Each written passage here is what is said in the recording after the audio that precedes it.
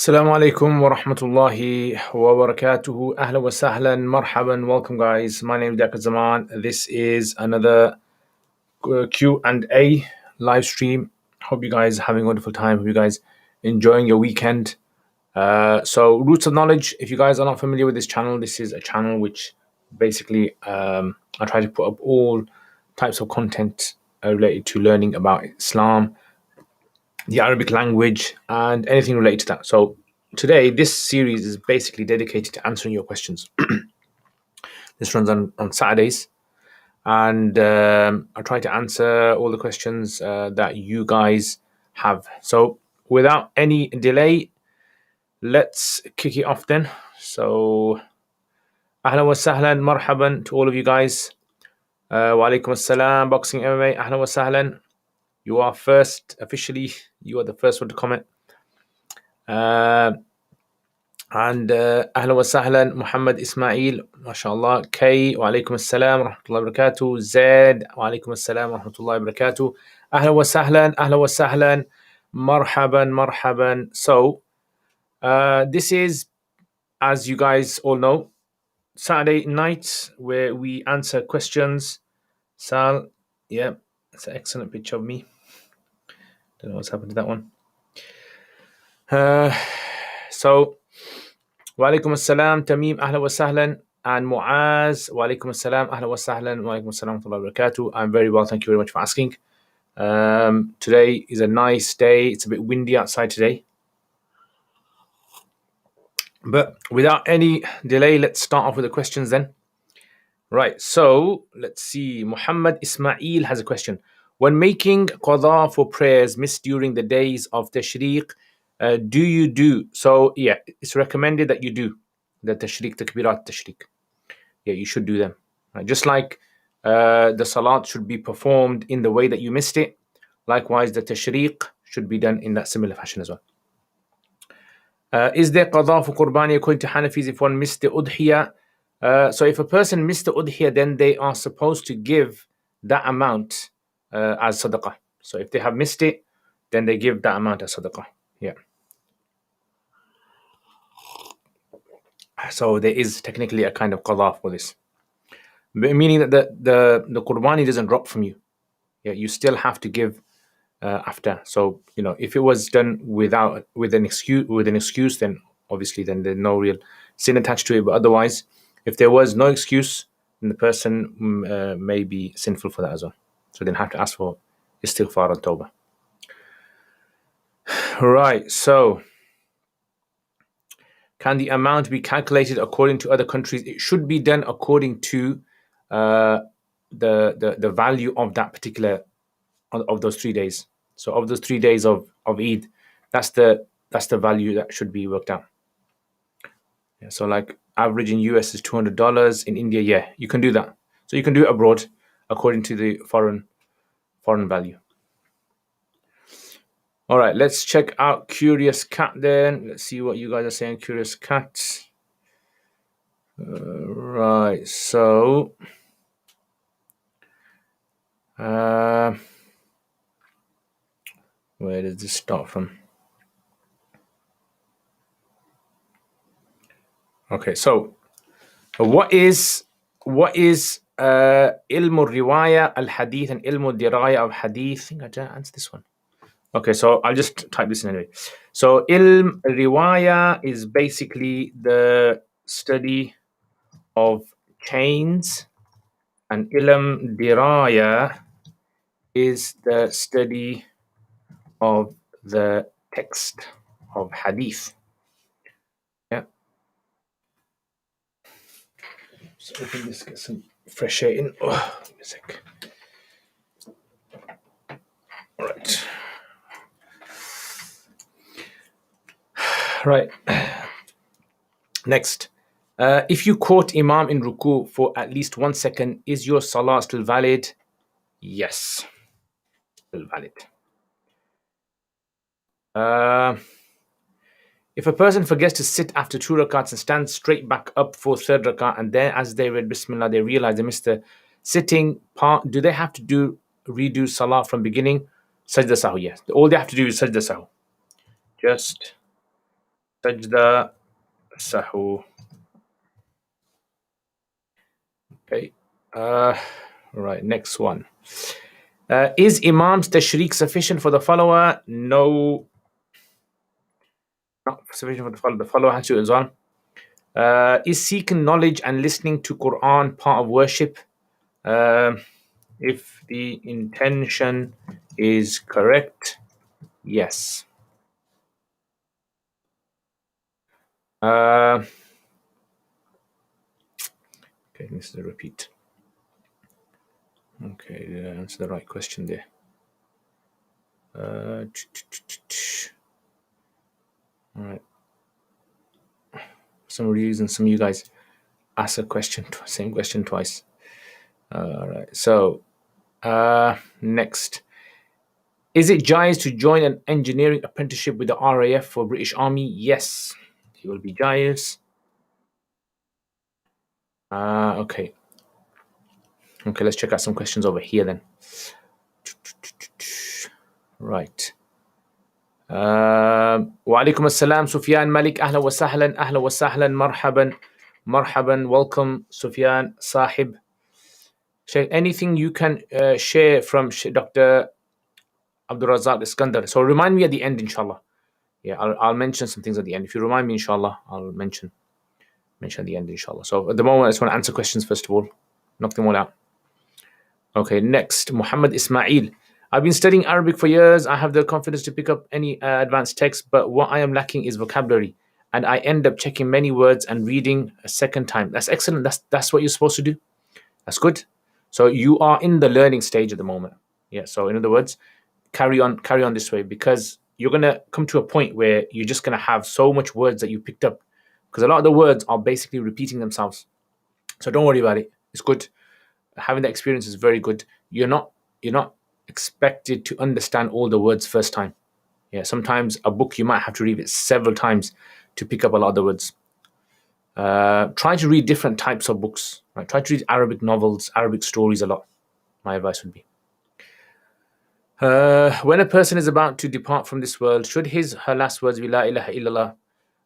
That's what the hadith mentions. Yeah, the hadith mentions that they should try to say La ilaha illallah. Does a Muslim become disbeliever if he abandons prayer without any reason? No, not necessarily, unless that person believes that this is not part of Islam. Yeah, so a person believes that prayer is not part of Islam, then they are out of the fold of Islam. But otherwise, no. Assalamu alaikum, ahla wa sahlan, ahla wa sahlan. I Hussein, how are you doing? Alhamdulillah, nice and cool today for gardening. Yeah. So I was going to do some gardening today, but I had to do some marking exam papers, so I did that, and then I had some guests or a guest, one of my good friends, Yusuf. You guys don't know him, but he comes on here sometimes. Yeah, so Yusuf came down. Alhamdulillah, had a good time. Had Turkish food on Ladypool Road. Maybe some of you guys saw me on Ladypool Road. So went there, and then I came back, did some more marking, and here I am now. Is it permissible to read PDF copies of books? Yes, it's permissible to read PDF copies of books. I mean, the issue is that if there's a person who has spent money on writing a book, publishing, etc.,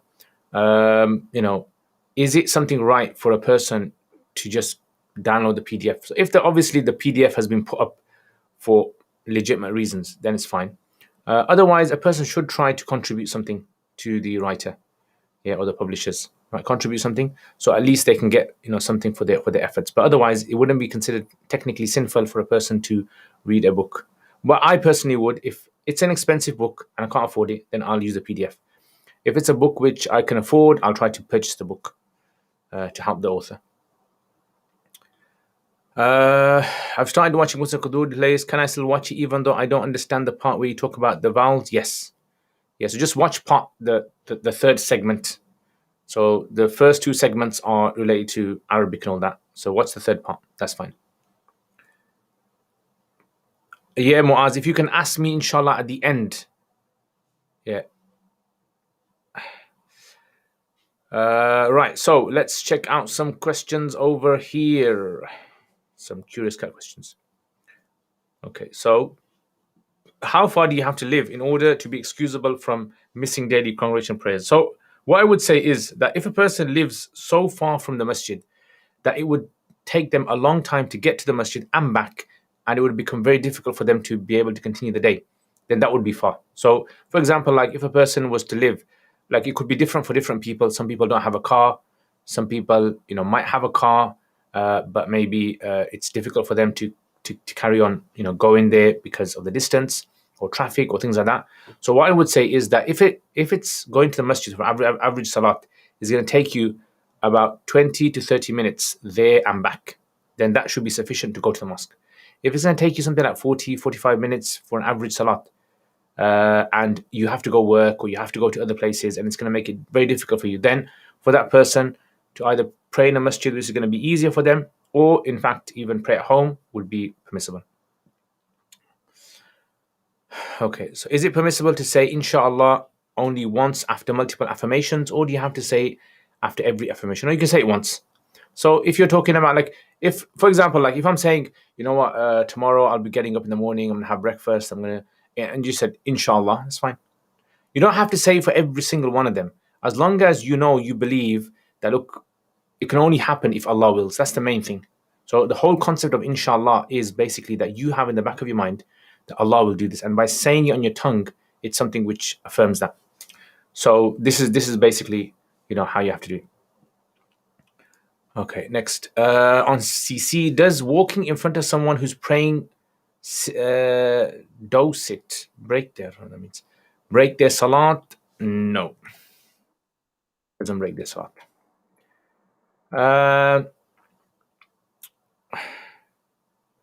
Okay, once is fishy and Allah, right. Is doing group dhikr innovation? No, unless the person believes that a certain type of dhikr is more rewarding than allowed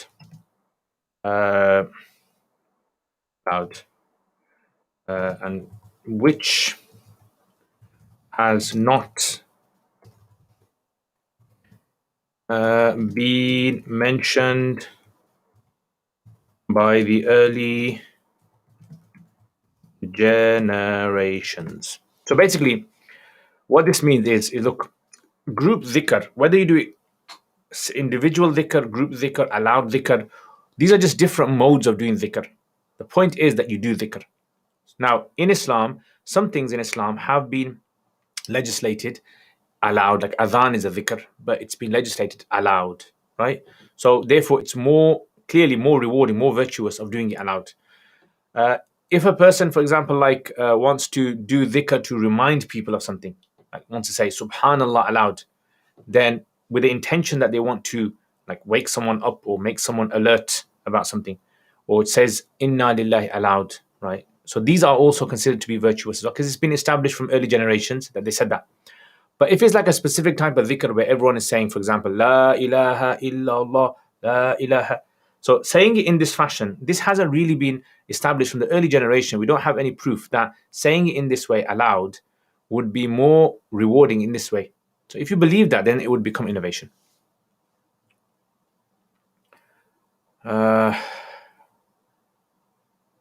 Okay, let's check out some questions over here. Okay, Tamim Legend, how to understand qadar and free will properly. Okay, so now look, as human beings, we know in science there's certain things that we can never understand, right? There are certain things we can never understand.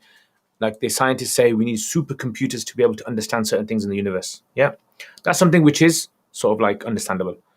Therefore, it's also plausible that there are things in the realm of theology to do with hereafter and to do with the unseen, which are also non-explainable to us. Like we can't fathom them, we can't grasp them. They're just beyond our understanding. Yeah, like our brains basically are not strong enough. They're not, the computer in our brains is not powerful enough to be able to.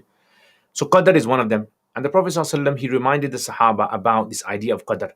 Qadar is something that do not delve into qadar, because this is something that destroyed the people that came before you, and so forth. But in a gist, qadar is very, very like linked to the way that we live our life. So qadar is like this. So imagine all the possible things that you can do as a human being, all the possible things. Like, for example, you can run, you can walk, you can sit, you can lie down. All these things fit under qadar.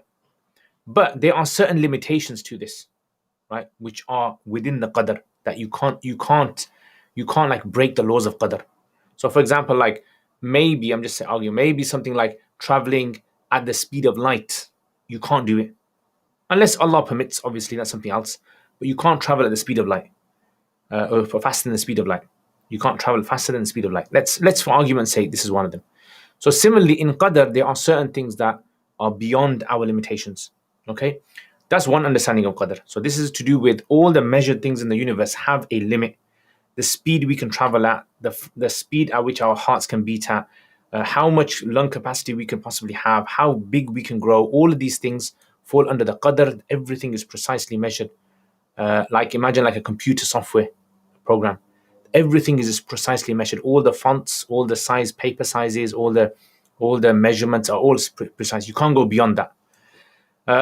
And then you have the concept of the qadar, in which the way that you live your life. So in other words, this, to understand this, I'll give a very easy example. Imagine you're watching a film or a documentary or something, and it's a 2-hour documentary, and you write it all down. Right? This is going to happen, and this is going to happen, and that's going to happen. And so when you basically have all of these things written down, the whole thing, you've got everything written down. This guy does this here, she says this, so and so does this, so and so does this.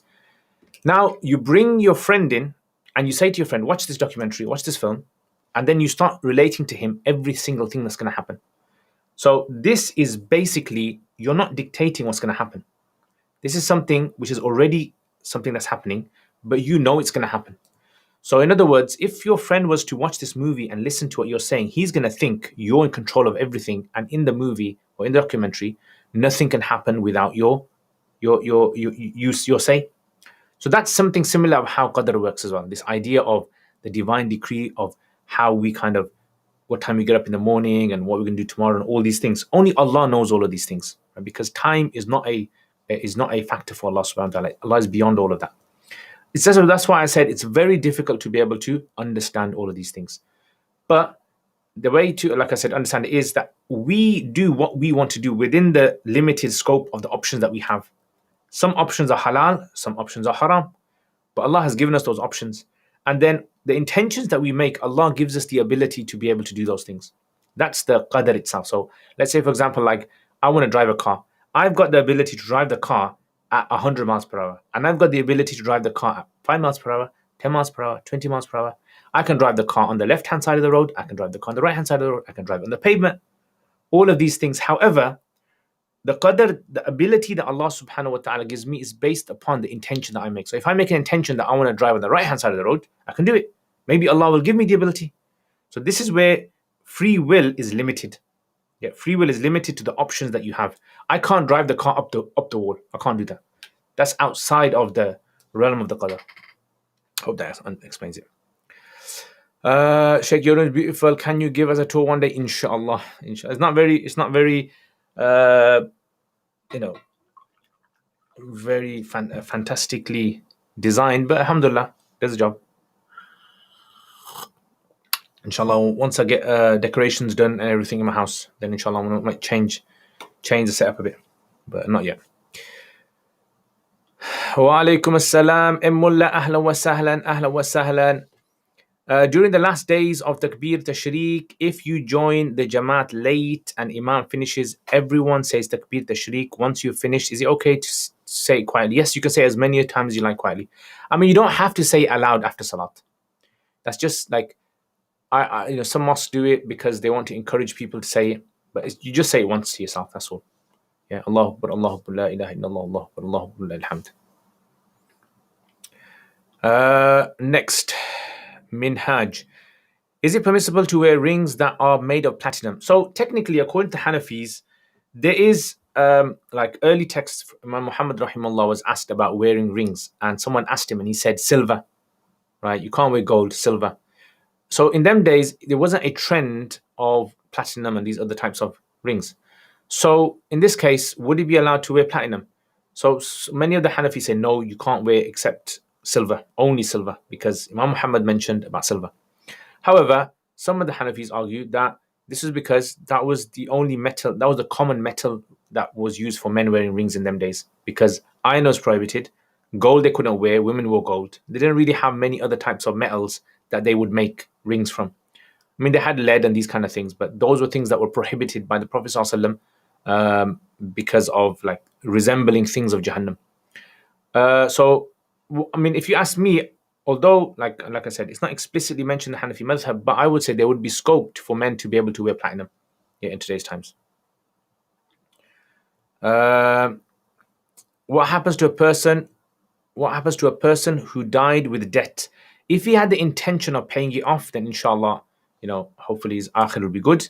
And if he didn't have the intention of paying it off, then he's going to be in trouble. Assalamu alaikum, Ali, ahlan wa sahlan. Elaborate on the hadith which says, don't make your houses like graves because I barely pray at home. So this is generally the scholars of this hadith, what they basically say is, what the hadith means is that pray your nawafil at home. So the Sahaba predominantly prayed their sunnahs and nawafil at home. They didn't used to pray much in the mosque. In the mosque was for fard salats, right? So they used to go home and pray the sunnahs and the fard. And so this is basically what it meant. Like when you go home, don't make your home like grave. Graves are like dead places where you don't see ibadat taking place. So don't try to make your homes like that. Make your homes lively with spirituality, ibadat and things like that. This encourages the other members of the family to also pray as well, and the kids when they see it as well. Some of the scholars have also mentioned that don't make your salats. So in other words, some of them actually said sometimes you pray your fard salats at home as well, right? To create that kind of atmosphere of praying as well. But generally the scholars say the fard in the masjid and the nawafil and sunnahs at home. Later, Hanafis have then said, if a person fears that they will miss their sunnahs if they were to try to pray at home, because going back home might make them meet someone and then they don't get the chance to pray, or at a laziness, then they should pray their sunnahs and nawafil in the masjid. AB, ahla wa sahla wa alaikum assalam. Is it sinful to pray Isha 10 minutes before the time of Fajr? Can I pray as a traveler for my fard prayer sitting on a car? So if a person has no excuse and they deliberately delay their salat of Isha all the way to the end of time, then there is a very good possibility that that person will be counted as being sinful, right? Very good possibility, because of being lazy in the acts of worship. But if they have an excuse, like let's say for example after Maghrib they were tired, they prayed Maghrib and they knocked off, went to sleep, and they woke up at that time, or they have to work and that's the only time they get for break, then that would be permissible. Can I pray as a traveler my fard prayer sitting in the car? No, you can't, unless there is nowhere to stand and pray. You must try to find a place to stand and pray, and if you can't find a place, then possibly, yeah. I have a question regarding eating HFA halal meat, as some restaurants use that as a source of authentication. I have been told to stick to HMC. So is your question, can I eat from HFA? Is that the question? I presume that's the question, yeah? I have spoken to some people who know what's happening in HFA, and they've said that they are satisfied with the procedure of slaughtering the animals by HFA. So that's why I personally would not have a problem eating HFA. Now, if you feel as though, look, I don't know, I can't be 100% sure, I can guarantee that HMC is going to be, more reliable, then stick to HMC. If you feel that way in your heart, that's fine. I understand that. But I have spoken to some people, and I am content. My heart is happy. Eating HFA is okay. I know there was a few years ago, there was a bit of a controversy of HFA using a high level of stunning to stun the animals. But the stunning that the HFA uses is a very low level of stunning. And I've spoken to some people who are involved in abattoirs, and they said that this is fine, doesn't really kill the animal. But like I said, I'm not going to say to you guys, HFA is halal. What I'm going to say is that I am satisfied from the people that have told me about what happens there. Can men wear red? So yes, men can wear red, but there's an issue regarding red tops, like red shirts, wearing red shirts or red tops. This is where there's a difference of opinion. Some scholars say it's impermissible, some scholars say it's permissible. Hanafis have two positions. Main Hanafi position is that it's considered to be makruh tahrimi. They shouldn't wear it.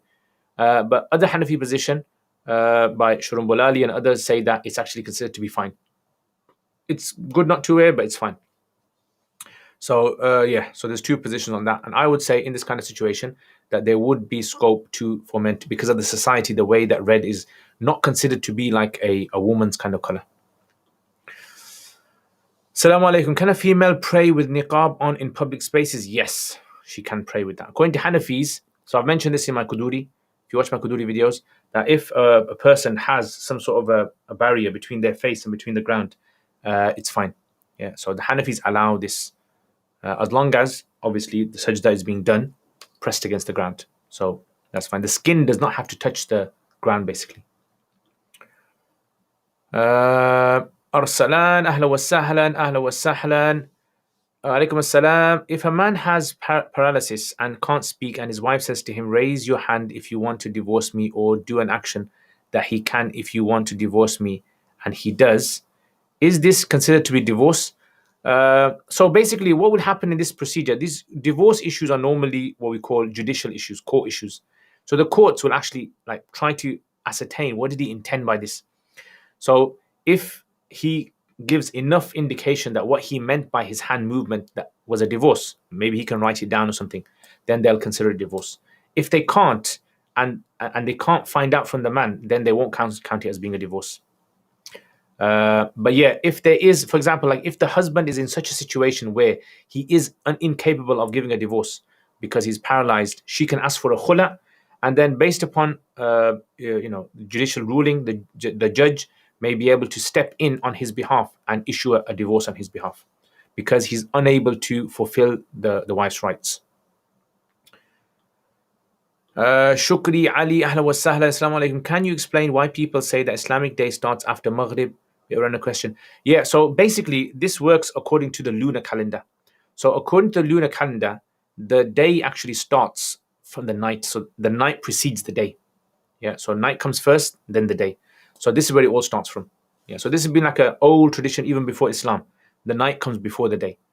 But the solar calendar, it starts with the sun, right? So because the sun comes up in the day, you start off the day and night. So day precedes the night. Tamim, ahla wa sahlan, ahla wa sahlan. My parents taught me the Maturidi Creed. I heard some scholars have said that those who follow Ashari Maturidi Creed are Zanadiqa. Is this true? No, it's not true. Yeah, I would ignore what they're saying. Yeah, it's just, unfortunately, people who are uneducated and a bit confused. So Maturidi Creed is fine, Ashari Creed is fine, Athari Creed is fine. New technique today by responding to some questions by writing Sheikh. Is that on another platform? So the Curious Cat, basically. So the Curious Cat. So some people ask on Curious Cat, can you reply on the Curious Cat? So I'll just do both. I just verbally reply to you guys, just in case the person is listening, and also I just type it. If I'm in the mood, that is. What was the first thing Allah subhanahu wa ta'ala created? Allah knows best. We don't know. There's an ikhtilaf with narrations and difference of opinions of scholars. So we don't know. Thoughts on Sheikh Bhuti rahimahullah? Very knowledgeable scholar, mashallah. Yeah, excellent works. How can I become a strong talib al-ilm? How to read and revise books? What should I memorize in each science? And how? First of all, start. So these kind of questions, you need to first of all start studying, become a student, and then you'll start to understand. Yeah. What I would say, get off social media. You need to, if you want to become a good student of knowledge, you need to sacrifice. You need to do qurbani. Sacrifice social media. Slaughter social media. Because social media will waste your time. Yeah. So honestly, social media is a big waste of time. So first of all, get rid of social media, right, whilst you're studying. Number two is listen to the advice your teachers give you. Right, that's the most important thing. The teachers have, years of experience. You have days of experience. So listen to their advice. They'll tell you what to memorize, what to learn. And learning Arabic language, you need to study the Arabic language thoroughly, yeah, to be able to understand, inshallah. Sheikh, the Malikis have some fiqh mutun which are poems. Yeah. The Malikis have this tradition. Hanafis have some poems as well. Yeah, Hanafis have some poems, but Malikis, because a lot of them were like North Africa, these places, and over there, the tradition of memorizing the knowledge was more in these poem forms. So they had that tradition. Hanafis don't really have a poem sort of tradition, but there are many texts out there. Saad Ishtiyaq, wa alaikum assalam wa barakatuhu. Questions. Would getting the COVID vaccine be considered farz kifaya, considering there is a lot of vaccine hesitancy among Muslims? So medicine can. So basically, taking medicine can never be considered fard. Yeah, never could be considered fard according to Hanafi fiqh. However, um, obviously protecting your health, protecting your life is something considered to be something which you should try to maintain it, right? And a lot of studies have shown that taking medicine is obviously something very beneficial for you. So that's why, like Imam Abu Yusuf rahimahullah, he says that if there is a very strong possibility of a medicine helping you, then you should take it. It's permissible to take, right? Or you should take it anyway. Very, very strongly urged, basically. Now, you see, when it comes to these kind of issues, I have taken the first jab. Yeah, I'm going to wait for my second jab, maybe take it next week or so. But what I would say is, look, I know a lot of people who have died because they didn't take the jab. Meaning, maybe they died because of other reasons, but there was a high chance that if they had taken the jab, the effects of the virus would have been much less on them. Yeah, so that's what you don't want to happen. You don't want someone to die realizing that, I wish I had taken the jab. I wish my parents had taken the jab. They would have still been alive. You don't want that to happen. So this is why, you can't say it's fard kifaya. Sheikh, the Malikis have some fiqh mutun that are poetic, so easy to memorize. Are there such poems? Yes, they are. So there's actually Tuhfatul Tullab is a very good one for Hanafis to memorize. About 1,000 poems. Tuhfatul Tullab. Yeah. So check that out. How do you, wa alaikum salam, Sheikh, how do you balance pursuing your passion, talents in life versus fulfilling your responsibilities? I have no idea. I mean, that's not my area of expertise. But from my own experience, I would say that if you can merge the two together, that's excellent. If you can fulfill your passions and your desires, obviously the halal ones, and at the same time be able to fulfill your responsibilities, excellent. Right? If you got a good job and that job is such that it pays you very well, and at the same time you're supporting your family, excellent. But if you don't, then you need to look at your own situation, I would say. But I mean, it's not really kind of like a fake question that I can sort of.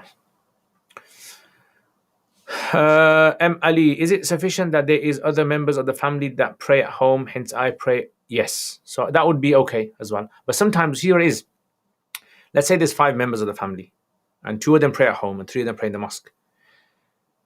Sometimes when you don't see someone praying, like if the children at home don't see parents praying at home, like they don't see these 2 or 3 guys praying at home, they begin to think that not praying is okay. So this is why when you pray now and again at home and the other members of family see this, it kind of creates this bond as well. It's a bond you can't explain. Yeah. So this is one of the wisdoms of it. So it's not just saying as long as one person's praying at home, it's okay. The idea is that you should be praying the salat, and whatever the wisdom behind the hadith is, this is one of the benefits of it. وَإِيَّاكَ. AB, ahlan wa sahlan. If I have to get up very early for work, can I pray Isha right after Maghrib, or is it better to pray Isha just before Fajr? So I would say in this situation, you pray just before Fajr. Yeah, if you got to wake up very early, just wake up early before Fajr time starts, pray your Isha then. Because you can't pray your Isha basically before the time has entered. You have to pray the Isha after the time has entered. Ahlan wa sahlan, Hamim. Ahlan wa sahlan, welcome, salam. Any tips on strengthening memory? Stay away from sins, main thing. Cut down on watching TV, things like that. Because basically, the more information that your senses are exposed to, then the more diluted you become. The less things that you see. This is why if you kind of look at people who have good memories, you'll find that a lot of them are people that live in like villages and these kind of desert kind of environments. So there's hardly anything there to do. It's just to memorize, and so you're just focused on memorizing. So your brain isn't being bombarded with lots of information. Get away from social media if you want to become a good memorizer. Away from social media. So sins, stay away from sins. Stay away from social media, TV, and all that stuff. And like learn techniques. Learn how your brain memorizes. Like every individual is good at memorizing, but they haven't tapped into it yet. So there might be someone who's been living for 30, 40, 50 years, but they've never honed into how their brain memorizes. And there's someone that could be in their 20s and has figured out how I memorize things. Yeah, my technique is. So learn that. Yeah, it's all about repetition is a good thing as well. There's actually something that I was watching the other day. This Mauritanian scholar was mentioning, and he said basically how he memorizes. He says you basically stick to the same text, like the same text that you have. Look at it and read it 10 times. Read it 10 times. Don't memorize. Don't make an effort to memorize 10 times. And then the next day, read it a few times. And the next day, and do this for a week or so. And then after that, try to like close your eyes and recall what you read. And this way, he found it easy to memorize. Some people use a recording method. Yeah. You basically just record, you read, you record, and that's it. You just keep listening to it. So different people have different. Now, some people are just not good at memorizing. Like I am not good at memorizing like vast amounts of stuff. Yeah, but I try to memorize in my own way, and I can do that. Alaikum assalam. Tayyib, ahlan wa sahlan. If I wear black, blue shalwar kameez with a red scarf, would this fall under wearing red? No, it would be fine. Yeah, scarf, hat would be fine. What will happen to the age of people in paradise? Allah knows best. Only Allah knows. I mean, honestly, we don't really know the sort of like texts and evidences to prove that what exact age people are going to. There's some narrations, but we don't know. Like some say 33 years, but we don't know exactly what 33 years over there will actually mean. So this is why I rather not kind of like delve into these kind of issues. Zed, can tahajjud be done after Isha? Yes, can be, but it's not the most like virtuous. MashaAllah, Yusuf, ahla wa sahla, jazakallah khair. May Allah bless you and your endeavors. May Allah, all your efforts be accepted in the court of Allah. Ameen, ameen, ameen. Jazakallah khair, Yusuf. MashaAllah, Yusuf, it was very nice to see you today. Alhamdulillah, alhamdulillah, jazakallah khair. You honored, mashallah, you honored my house by coming down. Jazakallah khair. May Allah bless you immensely. Jazakallah khair for the kind donation. Habib, assalamu alaikum. How is Imrul Qais better than the other poets, and how did the Arabs know what poetry was? So Imrul Qais is not the best poet out there. I mean, he's the best poet in a certain genre of poetry. There's different genres of poetry, and different poets are very good at in different areas. So I would say it's like saying, for example, like how is a certain footballer better than a different footballer? How do you know that? Like how is Ronaldinho or Ronaldo better than, let's say, someone like I don't know, Gareth Southgate? Yeah, how is he better than him? Now, obviously, if someone's not into football, they won't know. But if someone's into football, they know how football works. They know what you're looking for, like trying to get the ball away from the other person, the kicks, the on-target shots, all these kind of things. Then they know how to gauge. So a person who doesn't know Arabic, it's very difficult for them to be able to gauge how to taste like Arab poetry. So taste, that's why I use the word tasting, because it's like learning Arabic at the very poetic level is like tasting Arabic. So it's very difficult to describe how one is better than the other. Main thing is Imrul Qais, what he does is basically in his poetry, he's very, very good at, number one, bringing less words. Number two is bringing depth in his words, right? Depth.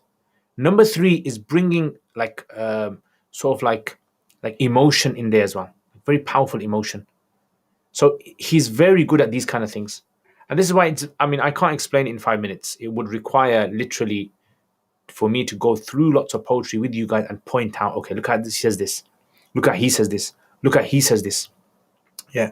And then you can analyze. So if you're kind of like someone who maybe like knows about film actors or something like that, and he knows, okay, look at this actor, how he played this role, and look at this actor, how he played this role.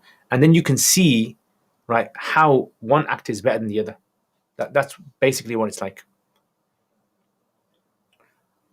وعليكم السلام ورحمة الله وبركاته. Abdul Qadir, ahla wa sahlan, my friend Abdul Qadir. Welcome, welcome. Emul officially vaccinated, fully vaccinated, mashallah. Mubarak. What's your view on Qasida Burda? Mashallah, very good poem, alhamdulillah. It's a very, I would encourage students of knowledge to study that poem. It's very sort of like emotional connection with the Prophet ﷺ, and you can see the emotions of the poet in there. There are obviously in there, like there are certain like couplets that some people have said are controversial, but if you know the realm of poetry, you know poetry, all sorts of things are said that are overlooked in poetry, that you can't get away with in normal writing. So this is why poetry is a realm of its own. You need to understand the boundaries of poetry are much greater than the normal writing. Ahlan wa sahlan, Sufyan. My sister is asking, can we believe in aliens? Yeah, you can believe in aliens. So basically, belief, let me tell you what belief is. Belief basically is, when we say someone is a Muslim, it means you believe in what was revealed to you, you believe in that. It doesn't mean you can't believe in other things. So let's divide belief into like three types of belief. One belief is that which has been revealed by Allah and the Prophet ﷺ, you believe in that. So you believe in Jannah, you believe in Jahannam, you believe in angels, you believe Allah is one, you believe the Prophet ﷺ is the last prophet, you believe whatever's in the Quran came from Allah. This is the belief that will make you a Muslim, yeah? Then you have a second type of belief, which is a belief that's not in the Quran. So for example, and this is divided in two categories. So that which contradicts what Islam says. So for example, like the Quran does not mention about let's say, Zeus. It doesn't mention about Zeus. Yeah. But Zeus, believing in Zeus or believing in these kind of demigods would go against what the Quran says. So therefore you can't believe in that. That would be kufr, obviously.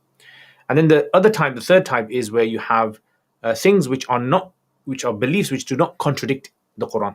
So for example, you believe, like, I don't know, aliens exist, or you believe that there used to be dinosaurs, or you believe, right? It doesn't go against what the Quran says. That's fine. You can have that belief. So that's basically, in a gist, when it comes to belief, how belief works. Ya Allah. Right. You guys killing it today, the questions. Ahlan wa sahlan, Sa'ad. Why does the Hanafi fiqh have different permissibilities, sunnah mu'akkada, makruh, etc.? And how severe is it to leave a sunnah mu'akkada or engage? So basically, if you want to understand about this, you need to study usul al-fiqh. So on my uruk.com, again, guys, I'm advertising for my uruk.com, right? Check it out.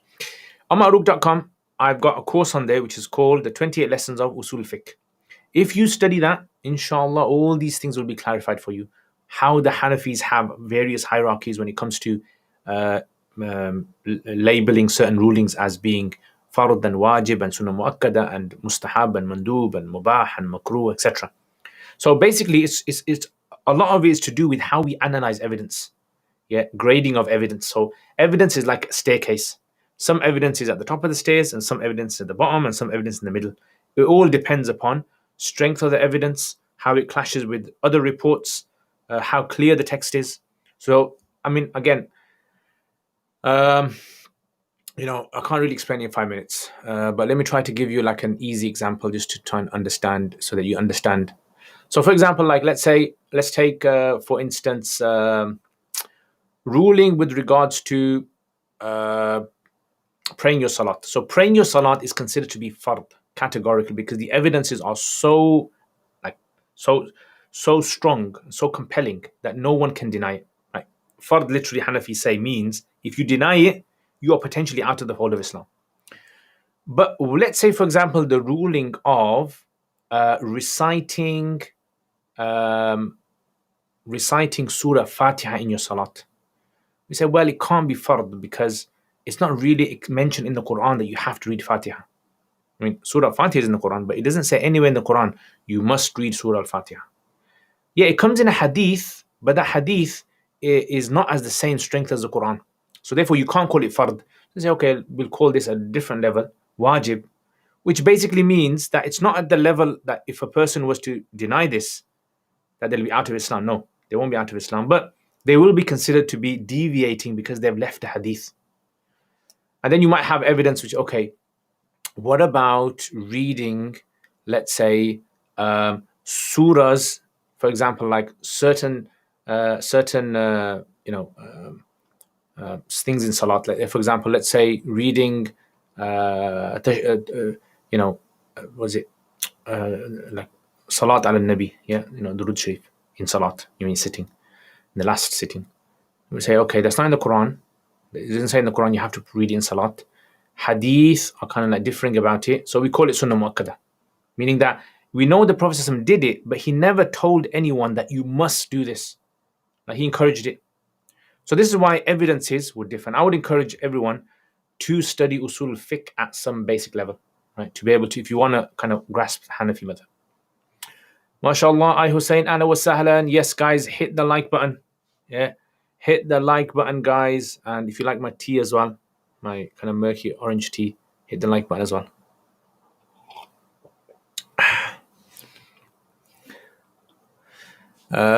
Sheikh, this weekly Q&A is like a close family get together. Yeah, definitely. You get like, in your close family, you get all the kind of good people, and then you get like the kind of crazy relatives who like to kind of cause mischief. You get all sorts. MashaAllah. Alhamdulillah. Right, let's check out some curious cats. All right, so Allah says in the Quran, if you disclose your charitable expenditures, they are good. But if you conceal them and give them to the poor, it's better for you. And He will remove from you some of your misdeeds. And Allah is aware of what you do. Surah Al-Baqarah. Then why does Allah also encourage competing for good deeds? Is this not so? No. So the Quran basically, this is what the Quran says, that if you disclose, it's good. But if you conceal, it's better. So in other words, both are permissible. The Quran is saying both are permissible. Now, let's say, for example, like you got, let's say, a class of, let's say, 10 students. And you obviously gave them homework. And they done their homework. And then you take one of the homework and you show everyone, MashaAllah, look at this student A got a very high score. So this is where certain acts are meant to be publicized because you want to encourage them. You want to motivate. But this is how we want people to do things, right? And people know that motivation comes when you start to give people rewards, right? Openly, public rewards, you reward them. But certain acts should be done privately. So in Islam, hiding all your actions is not the sunnah.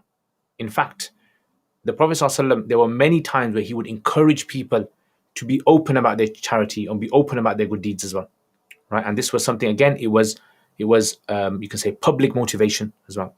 So like one thing we fail to because we hear so much scholars say we should be sincere and we should do it secretly and everything. We think everything in Islam should be done secretly, right? When you go for war in the battle, don't tell anyone you've gone for war. Do it secretly. When you're gonna go to the masjid, don't go to the masjid and pray in salat. Hide your face and don't let anyone know you came to the masjid. Right? So obviously this is not what Islam wants. So there are certain things that should be done publicly, certain things that should be done privately. So there's no inconsistency would be if the Quran says do everything secretly, and then another ayah said no, do everything openly. That's inconsistency. Ya Allah. Right, next. Boxing MMA. Ahlan wa sahlan. Ahlan wa sahlan. Sheikh Ahmed Ali recommended memory book Use Your Head by Tony Buzan. Can't wait to start reading. Yeah, Tony Buzan's books are very good. Yeah, mind mapping and all that. It's got very good books. Mauritanian scholars are masters of memorization. Yeah. And you know why? Because they got nothing else to do. It's just desert there. So you usually get this in village environments. When I was in Pakistan, I knew certain students who came from like certain poor village kind of environments, and they were like excellent in memorization. They used to memorize like loads of stuff. I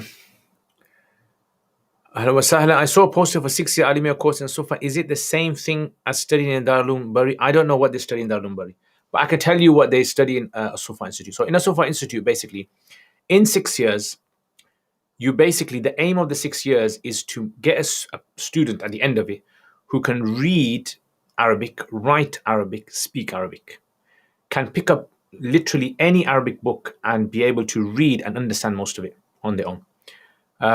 Understands the translation of the Quran, understands the tafsir of the Quran, understands the 6 books of Hadith, understands Hanafi fiqh to a very good level, understands usul fiqh, understands usul hadith, understands aqidah, understands inheritance, understands Arabic grammar and all that. That's basically what you want at the end of it. And in Asufa, what we do is every single year, students have to write essays, articles, give presentations. So basically, by the time that they get to the end of it, they are very proficient in being able to like discuss an issue, right? Research an issue, find out the ins and outs, and be able to develop themselves. Right? That's what we try and do at SOFA.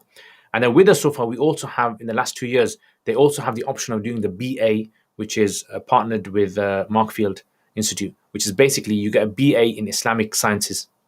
So you basically get a university degree after you qualify as well. So you only have to do 2 years for that. And this gives them like very good skills in being able to read, write, get access to all sorts of different literature out there. It makes them very good at being able to further their studies and do master's degree, PhD as well. So that's what we do. And I don't know if Bury does that. Yeah, so you'll have to ask someone who's actually studied there. Wa alaikum assalam wa rahmatullahi wa barakatuh. Ahlan wa sahlan. Maji, bro, where's my bracelet? Yeah, where's my Safura bracelet? Z, will the disbelievers be in hellfire forever? That's what the Ahlul Sunnah wal Jama'ah believe, yes. HK, can you recommend some important works of Anwar Shah Kashmiri in Arabic? Yes. In fact, you can actually buy the works of Anwar Shah Kashmiri. Yeah. So if you ask Al Azhar Academy, which is a London bookstore, or I think Bolton bookstore might have it as well. Ask them for the works of Anwar Shah Kashmiri. So he's got, for example, like Mushkilat al-Quran, which is a very good book. It's very difficult. He's got a book on the coming of Isa alayhi salam. He's got a book on the reading of Fatiha in Salat, status of that. He's got like various types of books, and these types of books are not for the average person. Like I would honestly say that these books would require a person, if you really want to benefit from them 100%, you have to really be into reading and know all your stuff. Because like certain books are made for public, certain are made for students of knowledge, and certain are made for really good scholars. That other people won't benefit a lot from them. They'll benefit, but not very much. I think Mufti Rahman Ibn Yusuf did a good series of Burda al-Busiri. Okay. A book recommendation on Islamic eschatology. So there's many books that have been written. So there's actually a good series by Dr. Umar al-Ashqar. Dr. Umar al-Ashqar. He's got a good series on eschatology. Literally means that akhirah, hereafter. Yeah, so it's to do with Aqidah. Yeah, so Aqidah books deal with eschatology. There's one by Imam Qurtubi, Tadhkiratul Akhirah. Can we ask Allah someone to die on Friday? Yeah, you can ask Allah to be a shaheed. So you can ask Allah, but obviously asking Allah to die on this Friday, that would be something that you should ask for. Just want to clarify, final words should be La ilaha illallah. As I read, Ibn Hajar mentioned La ilaha illallah in another hadith is actually the entire shahadatain. Yeah, so scholars differ on this issue. As in, do they have to say La ilaha illallah Muhammadur Rasulullah, or is it just La ilaha illallah? Yeah, there's a difference of opinion. But the main thing is that a person leaves this world with like faith. Regarding the 20 lessons of Usul Fiqh on your website, is that what level is the in terms of books, Shashi? So basically, that will give you a very good like precursor to Usul Shashi, right? And I this is why I teach before we go to Usul Shashi to the students. I teach them first of all my 28 lessons, and then we do Usul Shashi. And that way, what happens is Usul Shashi becomes very, very easy for them to follow. Otherwise, jumping to Usul Shashi straight away is too difficult. Wa alaikum assalam, Adil Iqbal, ahlan wa sahlan, mashallah, mashallah. Good to see you, bro. Good to see you. Yeah, Allah, hope you're well, bro. Well, the new car's good. Can we pray Ayatul Kursi after Surah Fatiha, or must we always read a full surah after Surah Fatiha. Yeah, you can read read Ayatul Kursi after Fatiha. Zahid, ahlan wa sahlan. Can you start another Tarqeeb series, please? You mean the Surah one? Tarqeeb Surah, yeah? I did Surah Anbiya last time, didn't I? Is it permissible to touch the feet of the feet for blessing, as a lot of South Asians like Bengalis do? They practice it, taken from Hindus. Yeah, you can do that because the aim is not like the bending down is not to do ruku. Yeah, it's just touch the feet. Ruku is what is prohibited. Yeah, ruku sujud. Like for example, let's say something drops in front of your parents, and you're thinking, "Oh, how am I going to pick this up?" And you kind of do some sort of like gymnastics, try and pick it up without bending down. That's not what the Sharia is saying. Sharia is saying, "Well, you pick it up, it's fine." Yeah, likewise, touching the feet out of honor is fine, but to bow down in a way that you deliberately doing the bowing, as in your bowing is honoring them, that is considered to be something which is something you shouldn't do. Okay, can muqtadi correct recitation of the imam if they misrecite something in a fard salah? Yes, they can. Or is this only in Taraweeh? I asked because it would suck to repeat salah if there was a rak'ah with a long surah. Yeah, they can, but they don't have to. As long as the imam has recited enough for the salah to be valid, you don't have to correct him. Unless the mistake he's made is very detrimental to the meaning of the... Did you teach in Pakistan? No, I didn't teach in Pakistan. I mean, I didn't officially teach. I mean, I taught like on the side, I taught people stuff, but not officially. Hamim, what is Abu Hanifa's stance on interest-based transactions between a Muslim and a kafir in Dar al-Harb? So he actually says that this is considered to be something which is permissible. However, there is like Abu Yusuf's against it, and the rest of the Hanafis have not taken this opinion because there wasn't much elaboration on exactly how this is going to work in today's days. Right? Because Imam Abu Hanifa was talking about, imagine this, talking about a time where Muslims were not like living permanently in Dar al-Harb. They were just going to visit there. The idea was, if you're living in a Muslim country and you're going to do some business in Dar al-Harb and you're really stuck for money, the idea was that, you're not going to be there permanently. So Abu Hanifa allowed the transaction of riba because he said that the riba was not something that was prohibited between a Muslim and a disbeliever in Dar al-Harb. But as time went by, Muslims started to settle in Dar al-Harb, like in the West that you have, and the dealings between the Muslim and between the non-Muslim now became something which is going to become long-lasting. Now, some scholars obviously take the position of the Dar al-Harb one, but many of them, like Mufti Taqi Usmani and others, they say this is opening the doors to riba. Like the way that riba works now, if you were to take this position, Abu Hanifa's, like when he was saying this, did he imagine that the world's going to be a global community and that riba is going to be something that is going to be wreaking havoc around the world? Because the idea of riba is like, something which is destroying a society. It's like announcing war against Allah. Yeah, you're waging war against Allah and His Messenger. So this is why the later Hanafis have not taken this position on this. They've taken the Abu Yusuf's position, saying it's much more practical, safe. And this is something you're going to study, by the way, inshallah. You'll be studying this. Who is your favorite poet and what is the best poetry you've ever read or heard? It's difficult to say. It's difficult. The different genres are different. So Mutanabbi is one of my favorite. Yeah, I love Mutanabbi. Yeah, because at the moment I'm kind of reading him, so Mutanabbi is very good. Nabigha Dubyani is also very good. He was Jahili poet. Ibn al-Qais is good as well. Umar ibn Abi Rabi'a is also good as well. I've done some videos on him as well. Are we allowed to add du'as taught by the Prophet ﷺ, such as saying, Allahumma innaka afoon kareem tuhibbul afafu anni, adding kareem? Yeah, I would say that these kind of, there would be permissibility for this. Although some scholars would say it's best to keep the dua as it was reported. But some say that it's permissible. Salam Sheikh, you are looking fresh. Love the hair. MashaAllah, Jazakallah khair. MashaAllah. Hair is getting the white strands are coming in. A priori, ahla wa sahlan. My aunt was in a jewelry store and exchanged one gold ring for her own gold ring, but with weight difference, and this is riba, as far as I know. I said to her she should reverse the transaction, right? So my aunt was in a jewelry store and exchanged one gold ring for her own gold ring. So was there anything else added to it? Like, was there any stones in there or anything like that? If there were some stones in there, then it would be permissible.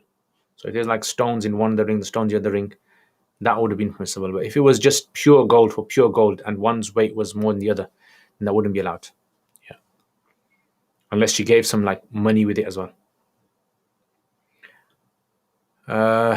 What do we exactly mean by disbeliever? Because if a person never heard of Islam, then would he still be?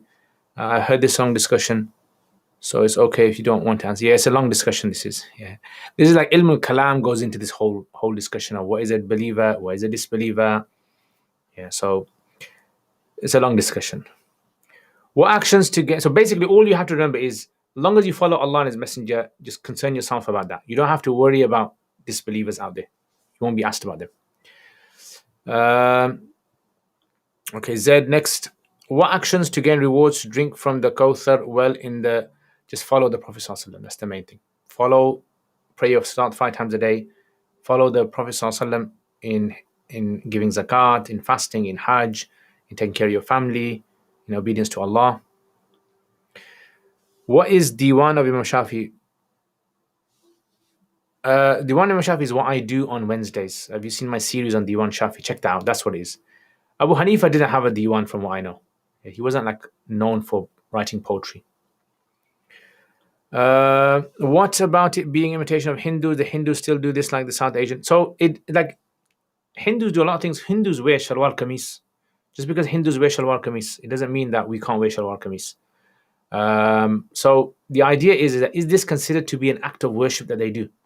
Do they do this as an act of worship, or is it just something which is done out of respect? Like Turkish people, they do this. They give salam and touch their heart. This is not from the Sahaba or anything. No one needs to like touch their heart or from the Prophet ﷺ. So this kind of thing is just like a practice that's been passed down by certain cultures. Just like we handshake, and in this society they do it as well. So just because they do it, it doesn't mean. So if it is something which I don't know if it's their act of worship. If it's their act of worship, then Muslims shouldn't do it. Yeah, like touching on the feet. If it's an act of worship, they see as an act of worship, then they should stay away from this. Hassan, wa alaikum assalam, hope is well. I know that one has to remain motionless in each position in salat, but what if a person moves their finger or other parts of the body? It'll be fine, yeah. That would be fine. Yeah, so motionless means that they go still, as in they don't kind of like quickly make the movements, like go down, ruku, get up. Yeah, scared myself there.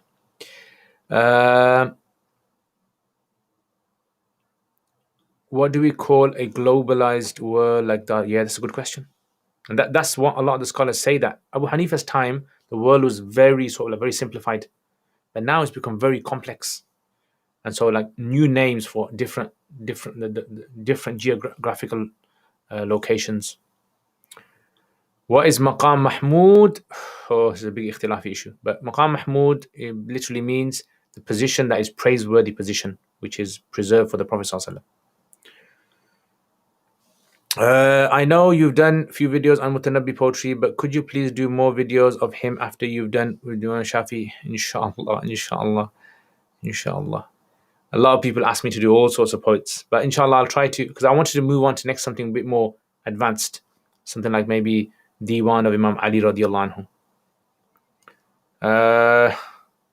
Assalamu alaikum Sharif. Is the choice of each person to accept medical treatments? On the other hand, the question arises, is that choice still valid when the decision can potentially have drastic effects on the lives of others and choice creates... Yeah, so again, if it's going to have a drastic effect on someone else, you clearly know there's like strong evidence, then a person should take it. Like if they know that their illness will harm someone else, then they should take medicine, definitely.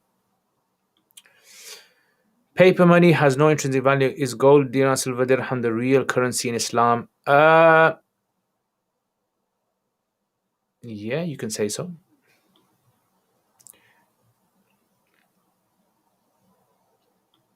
Okay. When adhan occurs, do we repeat it verbatim?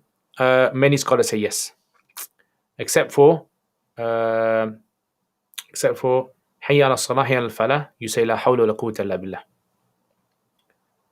What do you recite after adhan is over? You recite Allahumma salli ala Muhammad, and then you recite Raditu billahi rabba wa bil islam dina wa Muhammad nabiyya, and then Allahumma rabba hadi da'wati tamma wa salat al-qa'ima, the whole dua. Like if you Google it, the dua after azan, they've got it there. Okay, let's check out some Curious Cat questions. Curious Catty. Right. Was Ibn Hazm Sunni or Mu'tazili? Sunni. Considered technically Sunni. Zahiri, Sunni. If that's a word. Is more Sunni, you can say, than Mu'tazili. Is taking a siesta afternoon nap considered a Sunnah in the Hanafi madhab? Not Sunnah Mu'akkada. It would be considered to be something which is good, but not necessarily rewarding, unless you did it with the intention of imitating the Prophet ﷺ. In the Hanafi madhab, is it necessary to say Bismillah ar-Rahman ar-Rahim aloud one time in the month of Ramadan during congregation Tarawih before commencing? Some say it's caution, right, to kind of say, just to stay within the ikhtilaf of the madhabs. Just some say once, but some say no, it's fine, you don't have to, because Hanafis do not believe that saying Bismillah at the beginning of a surah is considered to be part of the Quran. Is it true that niqab is not categorized as fard, wajib, or even sunnah in the Hanafi madhab? That's not true. No. So this whole discussion on the niqab issue, I mean, I've done this many times, but in a gist, basically, Hanafis say that the face and the hands and the feet are not considered to be awra. They're not considered a naked part of a woman. So she can show them to other people. But the issue is that if there is fear that she will be harassed, then she must cover up. So this is why this whole concept of covering up, there's like layers, just like there's layers of covering. There's layers of ruling regarding this. There's different situations about this. So this is why some of the Hanafis argue that covering of the face is wajib. Some of the Hanafis know it's not considered to be wajib in itself, but it would be wajib if there was sort of like, person was going to be harassed or something like that. How do you find life in Birmingham? In Birmingham, I find life very good. Birmingham's life's very good. Like that, like my accent. Why don't the angels enter the house if there is a dog? So there's a narration where the Prophet ﷺ said that angels do not enter a house in which there is a dog. So what this basically refers to is referring to, first of all, angels of mercy, not other angels. Number two is that this is referring to if there is a dog with no reason. And scholars say basically in Islam, this ruling was said when dogs were banned, because Arabs basically had a culture of keeping dogs, breeding dogs, and it was crazy. Like they would spend all their time with dogs, spend time with their dogs more than their family, and it was creating a big problem. So the Prophet ﷺ, he banned keeping dogs. Then later on, when he saw that they kind of like had weaned off dogs, he introduced and said you can keep dogs now for certain reasons. So as long as there's a valid reason, then it's fine. And if you got that valid reason, keeping a dog, then the angels will enter. So the angels not entering is a kind of like sign of disobedience to Allah. And it's not just dogs. The Prophet also mentioned other things as well. Angels don't enter if there's a person is disobedient in his house, right? Like to Allah subhanahu wa ta'ala, angels go away from them.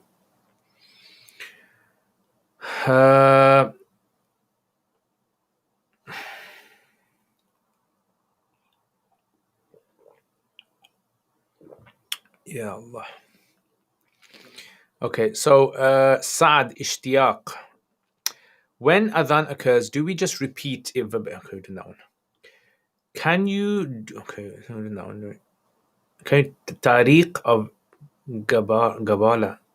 I have no idea what that is. Tariq Gabala. And is the iqama just a repetition of adhan or the words recited once like other fiqhs? And is iqama just a repetition of the adhan? Yeah, so if you basically check out my Kuduri videos on adhan, and I've explained it over there. Yeah, so according to Hanafis, you repeat the adhan verbatim, and then you add into the qad qamati salat, qad qamati salat. What was your reasoning behind choosing Imam Shafi's post? So the reason I chose Imam Shafi is very easy to follow, and it's very easy to memorize, and it's got some good wisdom in there as well.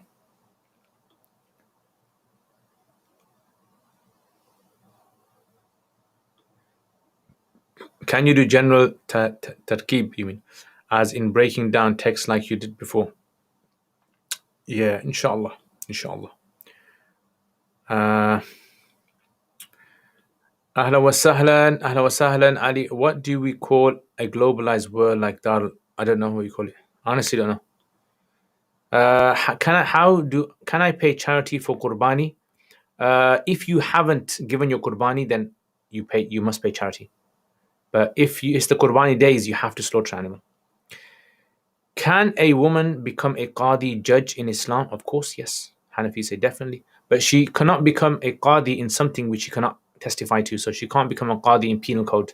But everything else, she can become a qadi in the business and trade and other matters in like nikah, talaq, all these things.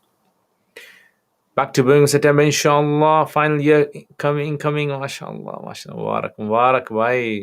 Birmingham is going to be enlightened once again. Is it true that Jummah doesn't have to be prayed in non-Muslim countries? There is a position about that. Yeah, there's a position of the scholars in Hanafi madhab about that. What madhab do you follow? I follow the Hanafi madhab. Hanafis. Once I complete my Alimiya program, how can I go about being an imam for a masjid? I would say try to inquire from masjids. Try to contact masjids and ask them if they have any positions for imam. Usually what tends to happen is, if you get onto these ulama groups, if you once you qualify, if you get onto ulama groups, ask them. I used to be on ulama groups. I came off them all, except for like one, which I was like kind of invited to. Then you basically they usually kind of put announcements up every so often that there's a place going in a masjid for main imam or a second imam. When looking for a house, would you say it's highly recommended to take into consideration the closeness to the house to the masjid? It all depends. Yeah, I would say masjid should be a very important factor because long term it's going to have a spiritual like a benefit for you. Wa alaikum assalam, Adiwira, ahlan wa sahlan. How much charity do you give if you miss qurbani? So the value of the qurbani that you were supposed to give. Enlightened. Allahu Akbar, Amullah, mashallah, mashallah, mashallah. Is it allowed to watch informative documentaries if women without hijab appear and other neutral and appropriate stuff on TV? If it's allowed, what is the underlying argument behind it? Yeah, so this is like one of those issues that some people attack me for. So I have these online attackers who like attacking me for certain like views I mentioned. So basically, according to Hanafi fiqh, like non-Muslims or people who don't wear hijabs in that situation, what's the ruling of looking at them? So many of the Hanafis, like in Bahr al-Raik, have mentioned that the hair of a kafira is not considered to be an aura. And this is what they basically mention. Now, if a person is going to feel lustful thoughts, then they are not allowed to look. Yeah, that's the kind of argument that's basically used. Is if someone does not follow the Sharia, what's the ruling of looking at that kind of a person? What are the conditions or hierarchies for leading salat? Does owner of house know? Leading salat, there's no hierarchy or anything. As long as your salat is valid, you can lead salat. Yeah. However, if there's other people there, then the person who's most knowledgeable should lead. And then after him, the person that knows the most Quran. And then after them, the person who is the most elder. And then after them, the person who is the most upright.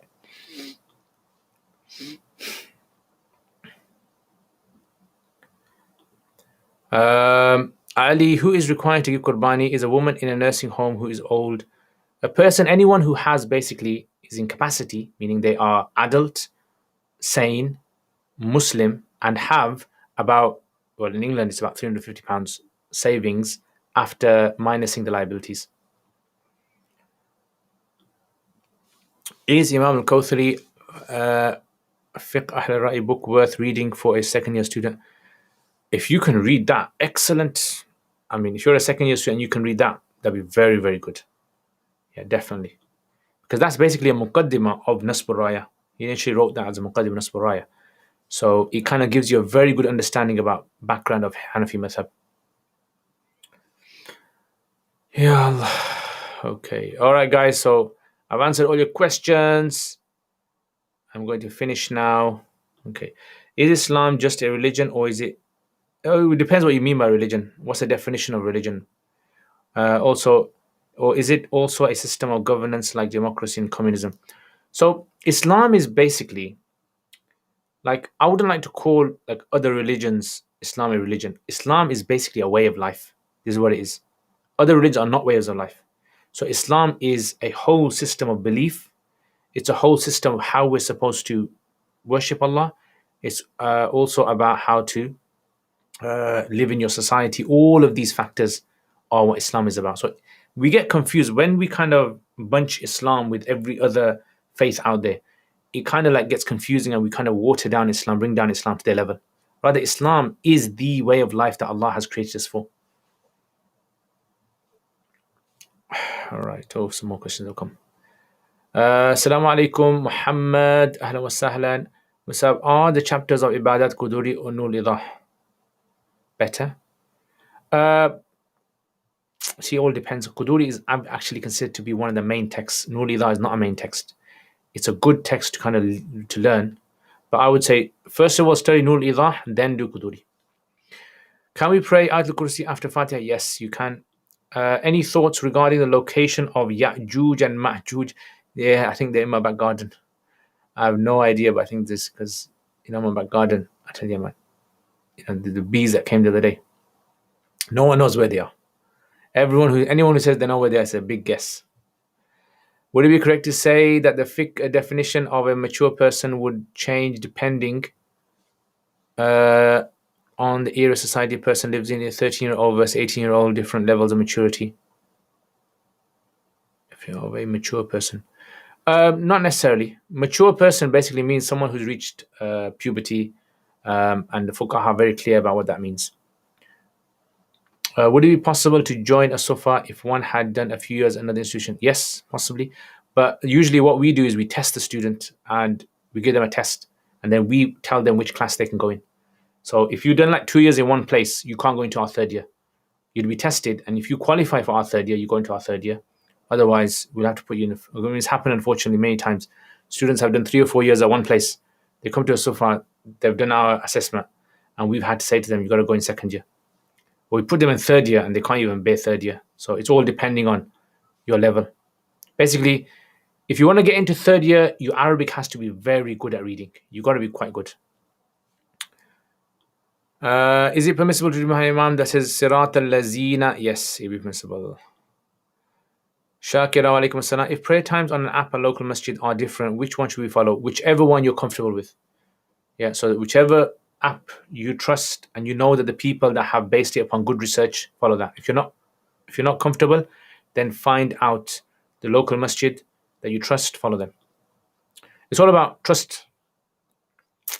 What's the difference between millah and deen? Deen is like something that's been put onto you, a responsibility, and millah is like something which is like a certain way that something has been shown to you. Yeah, amlahu. So millah can be something which is like different types of groups of people will fall under a millah. Yeah, millah is like something which brings people together as well. There is AI software that can build a model of any human voice which mimics a person's actual voice. Many legal and ethical questions should AI vocal simulations labeled can voice simulation be sold? Can it be used in court of law evidence? Some say wrote down a thought but never spoke aloud. Should it be labeled as an ingredient? Okay, interesting. Okay. Can a father give Qurbani on behalf of everyone in the family if everyone is sane, adult, and above the threshold? Is everyone responsible for their own? Father can give, like if there's 5 members of the family, including the father can give you on each and every single person 1 Qurbani each. Yeah, so 1 for him, 1 for him, 1 for him. So that's 5 altogether. And he should inform them that he's doing it, basically. Say some wrote down. Okay.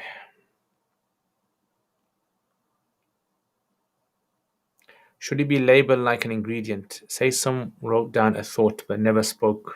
I don't understand that question. will you continue inheritance videos? Yes, inshallah. Yeah, I'm just supposed to. I'm supposed to fix some of them as well. There's a few mistakes in some of them that have been pointed out to me. So I'm gonna fix those. Inshallah, these holidays. Inshallah, these holidays, guys. I'm just gonna whack them out. Whack out loads of videos. Yeah, but Jazakallah for reminding me. You mentioned last live here that after the lockdown we should go out for a steak. Let's go, inshallah. You wanna go? Yeah, we'll do it, inshallah. Yeah. So who is ready? Who is ready to go out for a munch? Yeah, as if you come to Birmingham, that is. Let me know. Mufti, is it makruh to recite behind Imam? Going to Hanafis, it's makruh to recite Quran behind the Imam whilst he's reciting. Is it permissible to have a cartoon image on a shirt and underpants? If the image is so large that if someone from a distance looks at it can clearly see an image, then it's considered to be impermissible. Otherwise, if it's small, you can't tell. You got to go very close. Then it's okay. Haydar Ali, how can I address lay people when they ask about different sects such as Salafis, Brahmins, sects are putting them off Islam? You know what I always say? Basically, you know what? Bring people back to the main teaching of the Quran. If you get involved in just trying to separate between groups, you're going to end up just spending your whole life just playing a tennis match. But bring people back to the Quran. Bring people back to the Prophet ﷺ. That's it. Slowly, that's what you do. Just tell people, look, like I tell people, right? Forget asking me about Deobandi and Brelvi and Salafi. Learn the Quran from me. Learn Hadith from me. Learn the fiqh from me. That's what I can give you. That's what I've studied. Yeah, that's the main thing I would say. Make sure people remember you as being someone who brings them back to Allah. Steak, that's the one. Sound like the Tablighi Jamaat. Who's ready for steak? Nam Dikwa. Yeah. Write the names down. Who's gonna write the names down, my brothers? Write the names.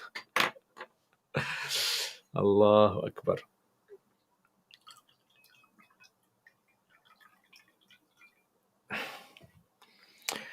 AI voice simulation, a Roadrunner documentary about late chef Anthony Byrne uses AI voice simulation, reading email and other segments throughout the film. Family opposed the usage.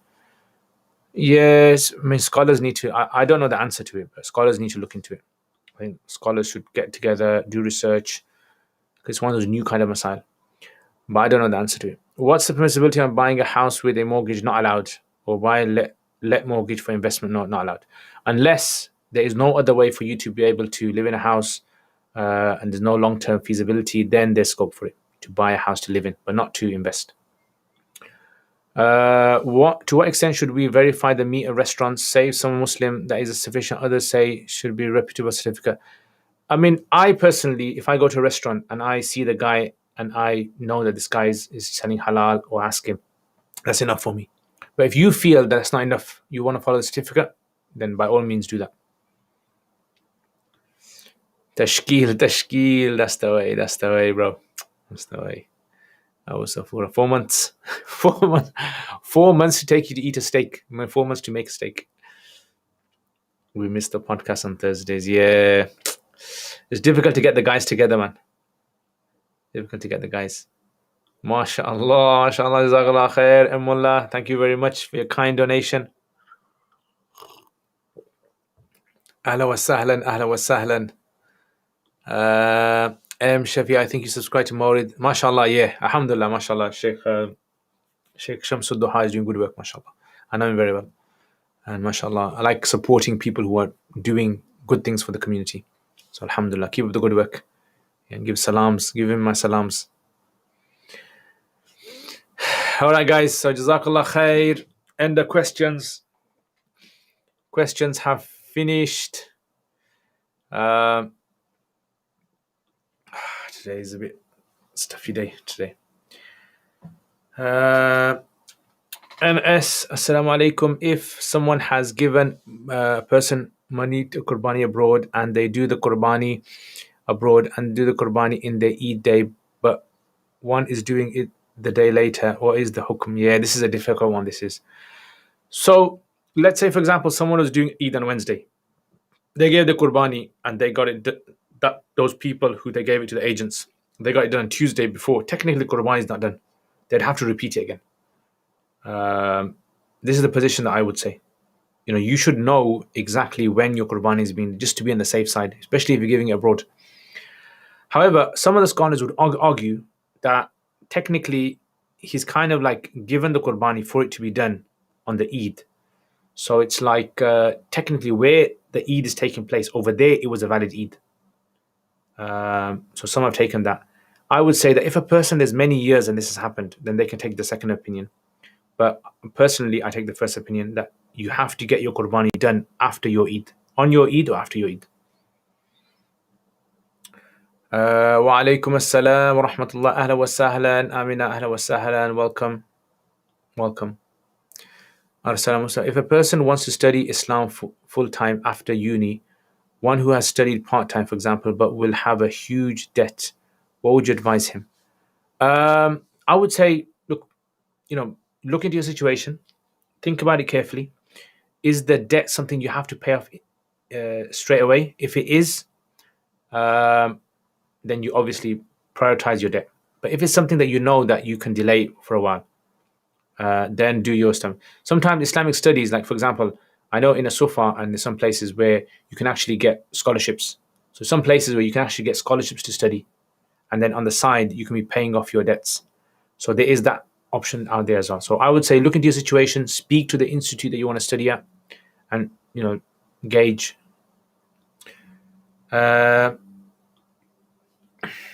Likewise, if they do the qurbani on the same day but there is a time difference, what is the hukum? Yeah, the same thing again. Yeah, so this is why whenever I give my qurbani, I always try to make sure that the qurbani is going to be like done in a place where it's going to be, But if it's like time, if it's time, I think would be okay. If it's on the same day, I think the time issue would be okay. Time issue. The reason I'm saying the time issue is okay is because like the fajr of one day is like technically the same all around the world. It's just it's like the same fajr, isn't it? Although it's done a bit earlier in, let's say, in India, Pakistan, Bangladesh, it's a bit earlier there. It's about 6-7 hours earlier. But then you got in England. So I would say that if it's the same day, there'd be more scope for acceptability. But again, I would advise in future, if anyone's going to do these kind of, make sure you do due diligence. Will Khilafah be established in Malhama? Allah knows best. So some narrations do indicate towards that. Why is Eid al-Adha different day for some? So basically, it's all to do with the moon sighting, right? When the moon is sighted for the first of Dhul Hijjah, right? So based on that, you work out 10 days after. So some people had sighted it on one day, and some people sighted it the next day, right? So some people sighted it on, I think it was it the Saturday? Yeah. So for some people, it started on Sunday, and for some people, it started on Monday. So you work out 10 days after that. If a person institution counted for Yawm al-Qiyamah, if a person intuition counted, is a person intuition counted for on Yawm al-Qiyamah? I don't understand that. Give me an example. Assalamu alaikum wa rahmatullah. Ahla wa sahlan. Eskhan. Ahla wa sahlan. Marhaban. Welcome. Marhaban. Welcome to the Roots of Knowledge family gathering, weekly family gathering, where we discuss all the main sort of Eid Mubarak. MashaAllah. Did you get your chocolates? Did I get my chocolates? I don't know. Did I? Why did you send any chocolates? I'm gonna have to check now if I did get any chocolates. I don't think I got any chocolates. I did actually get some ajwa dates, mashallah. One of my students sent me some ajwa dates. Assalamu alaikum. Are you on summer break now?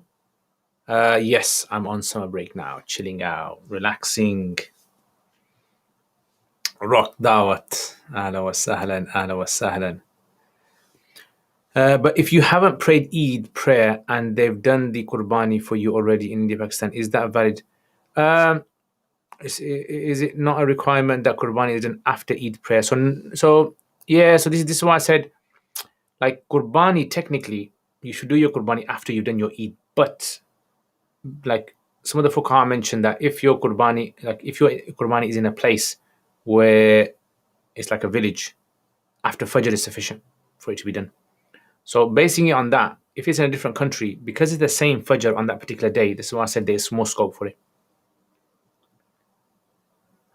Chocolates and Mufti Saab serious now. That's it, man. You know, when you say chocolates to me, I'm like, what's this, bro?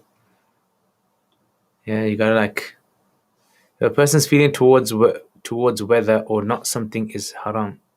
If a person's feeling towards whether or not something is haram, say if he's told music is allowed, but he feels it is haram, but listens to based on the fatwa, will that be against him? Allah knows best. Don't know. It's a good question, but I have no idea what the answer to that is. Alhamdulillah, Alhamdulillah, Alhamdulillah, guys. Jazakallah khair for this wonderful session. So these days I've actually started skipping in the mornings. Yeah, skipping, doing press ups, doing push ups. You know what? I thought get into the healthy mode. Summer, yeah, become more healthy, become so I can beat Maji in the cycling. Yeah, so Maji, I'm making myself fit so I can zoom past you in cycling. Do you use your holidays for self development or study, etc.? I kind of like I shift my schedule in holidays so I can get more done in different things. So, for example, like I'll have some a break maybe, or maybe I'll start focusing on reading certain types of books which I didn't get a chance to read in the year. Maybe I'll start preparing for the next year in certain subjects. Yeah, so I kind of like shift my schedule shifts obviously, and accordingly I try to get more done in the holidays that I couldn't do. So I was thinking maybe in this holidays I might do some sort of like a refresher course maybe for students. Maybe I was thinking maybe do like every day, maybe for a few weeks. Bit of nahu, bit of sarf, bit of fiqh, bit of hadith, bit of just to get people to show. I don't know. That's just thinking about that. Or I don't prefer to take complete break from books. Yeah, so I like some days I'll take complete break, like maybe like a few days, 5, 6 days, complete break, everything away from everything, nice holiday. Yeah, I think it's time to let Mufti Saab go now. Finally, you have spoken the truth. You have spoken the truth. Tamim ruling on eating octopus, ruling on perfume with alcohol. Tamim, you use like loads of questions, bro. Chill out, man. Chill out. Summer body, Jazakallah khair, you're welcome. How should a person go meeting potential spouse? I don't know, man. I don't know, Wallah alam. Sunday tafsir. Oh yeah, I need to start Sunday tafsirs, you know. See, the whole thing was I wanted to start that reading kind of thing. But okay, I'm not going to answer any more fiqh questions now, okay? Or even non-fiqh questions, which are obviously something which I don't answer anyway. But yeah, Sunday tafsir, I need to get back into that because I wanted to do like a bit of reading classes, but it was just that some people are asking, can you do a bit earlier? Because like some people in Pakistan or India, they wanted to join in. But it's just those kind of times are difficult for me.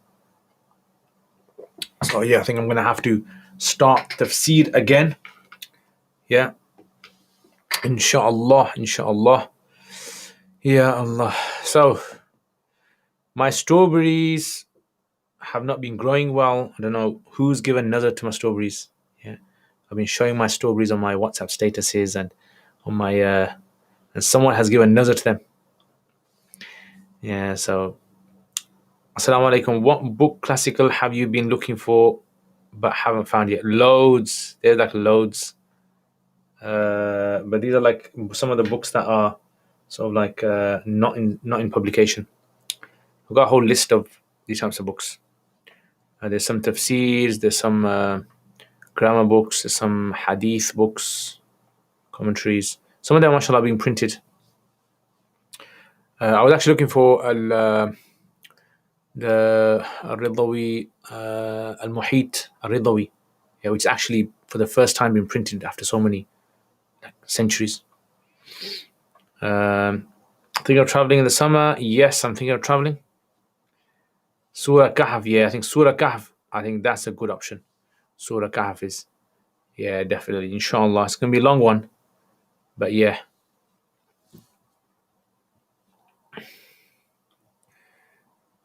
Please sample the chocolates. You can be the taste tester. If they're good, I'll get myself. Inshallah.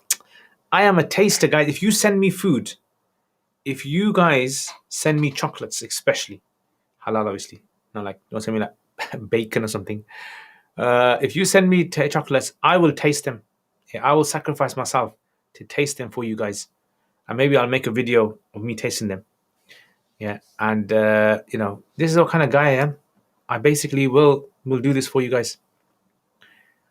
Yeah, so definitely. So if they come, inshallah, I will taste them. Inshallah. Nazar, not me. Allah. Allah. Yeah, so you don't give nazar, bro. I know 100%. Maji, you do not give nazar at all. But I'm still going to have the pink tea down your house. Yeah, make sure that pink tea is ready. Because when I come down, that's it. Typical Asian always playing the nazar card. I am also.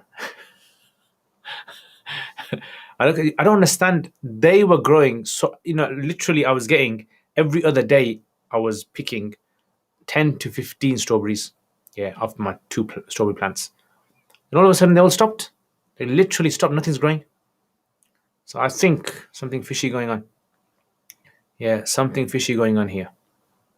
So my mind's going towards Nazar. It's not going towards black magic yet.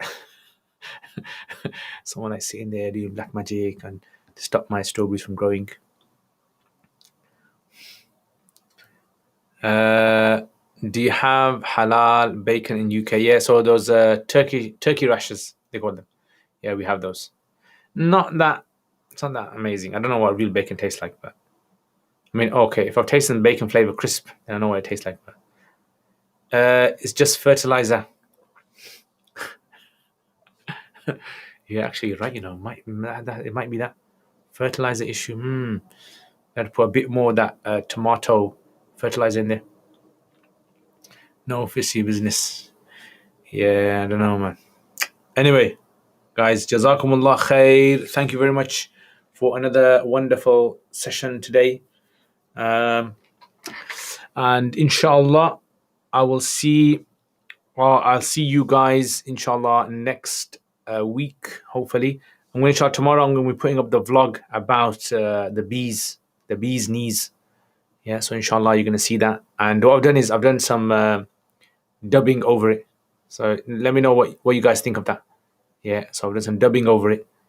And, whilst you're watching, you can hear me commentating as well on the video. So inshallah, decent feedback. And check out my other videos that I make as well. Check out uruk.com. Hit the like button if you haven't hit the like button. Check out uruk.com, the other videos, the other series that I have, courses.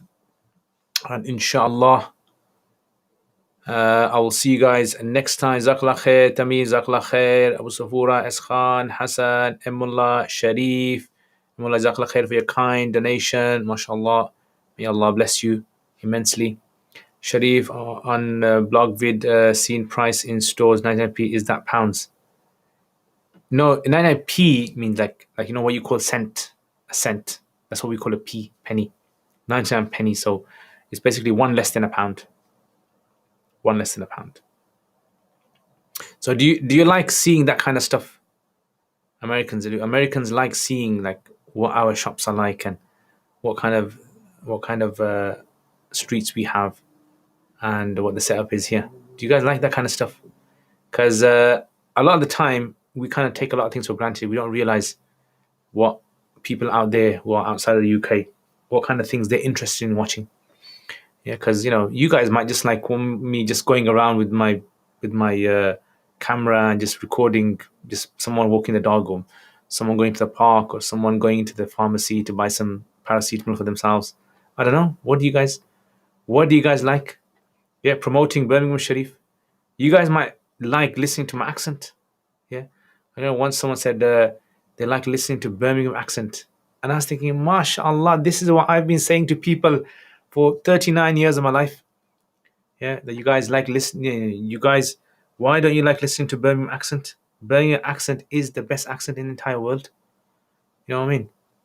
So, so yeah. So just to finish off on my nice Birmingham accent, yeah, the accent which gives so much, uh, gives accent so much weight. Yeah, Subhanallah. It creates like, what do you call it? It creates like motivation to do so much in the world when you hear the Birmingham accent. When you hear people, when you hear people speaking in the Birmingham accent, yeah. Tell me what feeling you get in your heart. Anyway, guys, I am gonna go there, and I will see you guys next time, inshallah ta'ala. Assalamu alaikum wa rahmatullahi wa barakatuhu.